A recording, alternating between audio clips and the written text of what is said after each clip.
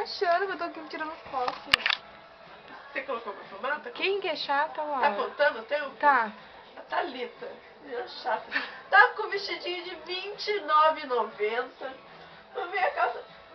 Nossa, e o sapatinho brega ainda.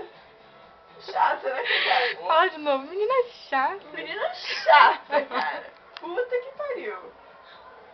Não se turma. Você concorda com a cara? Total. Oi. Chegou? Tá chegando. Quem tá aí? Não.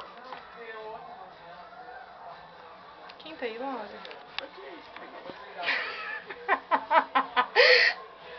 Tá filmando ainda? Tá desagraça filmando ainda. Tá achando que a vida é fácil.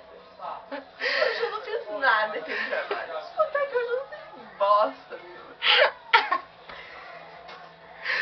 Eu acho que hoje também não vou fazer nada, entendeu? Ele tem? Porque hoje eu tô de ressaca. Ressaca. Ontem a gente foi no casamento da Paulina Feliz. Casamento, mano. Legal. Porque tinha uma pessoa muito chata, né? Nem me lembro. Pessoa do seu turma. Gordinha. Gordinha. Gordinha ainda.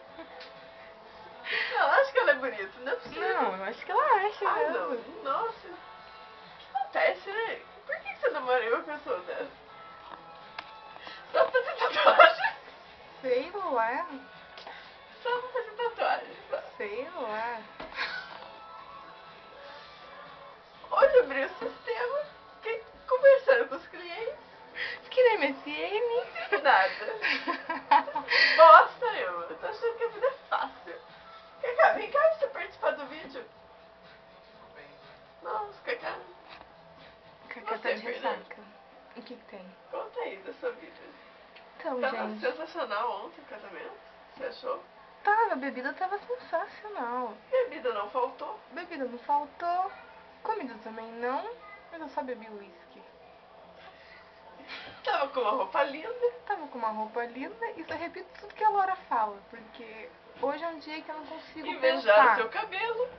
Invejaram o meu cabelo, que está totalmente duro de tanto. Acho que é pomada que ele passou. Não sei se eu me sinto bem com o cabelo enrolado.